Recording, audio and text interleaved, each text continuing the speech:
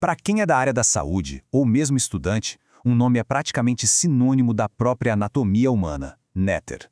Mas como é que um único homem conseguiu transformar ilustrações médicas em uma forma de arte e tão precisa que virou padrão no mundo todo? Vamos mergulhar na história por trás do Atlas que, literalmente, mapeou o corpo humano. E o ponto de partida de tudo é essa filosofia aqui. Lá em 1949, o Dr. Nether já tinha definido a missão dele. Para ele, a arte na medicina não era só sobre beleza, era sobre clareza. E essa ideia, que parece simples, né? Mas é super poderosa, foi o que guiou a carreira inteira dele. E no fim das contas, mudou para sempre o jeito como a gente enxerga o corpo humano. Então, quem era esse cara por trás de todos esses desenhos? Para a gente entender a obra, a gente precisa primeiro entender a jornada dele.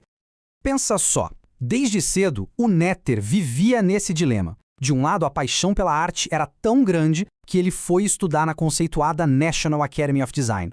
Do outro, ele sentia um chamado muito forte para a medicina. E esse conflito interno, sabe, entre o artista e o cientista, acabou se tornando a sua maior força. A trajetória dele mostra bem essa dualidade. Ele se forma médico em 31, abre uma clínica cirúrgica, mas não adiantava, ele simplesmente não conseguia largar o lápis. A paixão pela ilustração era mais forte. Foi só depois da guerra que ele tomou a decisão, aquela que definiu o seu legado, largar a cirurgia para se dedicar de corpo e alma a ser o artista que a medicina precisava. E essa decisão o colocou de frente com um problema fundamental na educação médica. Como é que se visualiza o corpo humano de um jeito que seja, ao mesmo tempo, super preciso e fácil de entender? Naquela época, as ilustrações médicas caíam em duas armadilhas. Ou eram tão cheias de detalhes que viravam uma confusão só, um verdadeiro ruído visual, ou eram tão simplificadas que se tornavam imprecisas, às vezes até enganosas. O grande desafio era encontrar o caminho do meio. E aí que está a genialidade do Nether. Ele buscou o que chamava de um meio termo de realismo. As ilustrações dele mostram a anatomia como ela é, claro, mas com um foco didático, limpando a imagem, tirando tudo que não é essencial para entender aquela estrutura específica. É a anatomia que importa para a prática clínica. Essa busca toda por clareza acabou culminando na sua obra-prima, o Atlas de Anatomia Humana. Mas o mais curioso é que a ideia inicial não partiu dele. O fascinante é a humildade do Nether. Ele mesmo admitiu que o Atlas não foi uma ideia dele, mas sim uma resposta a um chamado. Eram médicos e estudantes que pediam um compilado das ilustrações dele. Ou seja, o Atlas nasceu de uma necessidade real da comunidade médica e científica.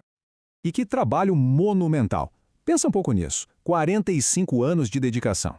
Quase 4.000 ilustrações, todas desenhadas à mão por ele, foram selecionadas, organizadas e sequenciadas para criar a primeira edição. É o trabalho de uma vida inteira. Ok, mas aí vem a pergunta. Se a anatomia não muda, por que o Atlas precisa mudar?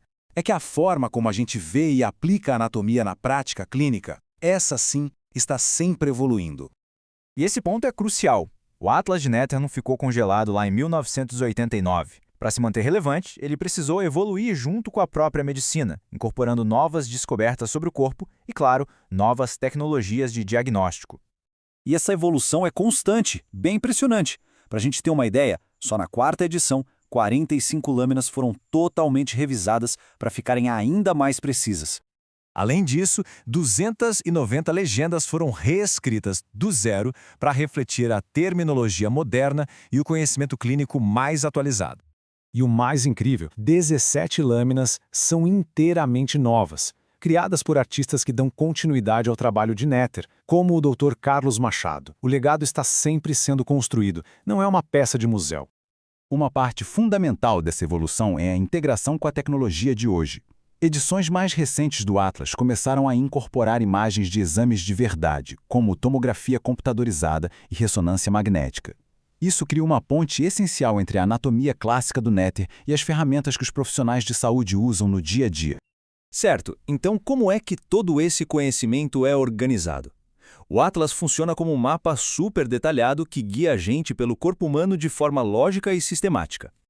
A estrutura leva a gente numa jornada por regiões do corpo. Começa lá em cima com a cabeça e o pescoço, e vai descendo de forma sistemática, dorso e medula espinhal, tórax, abdômen, pelve, até finalmente chegar nos membros superiores e inferiores.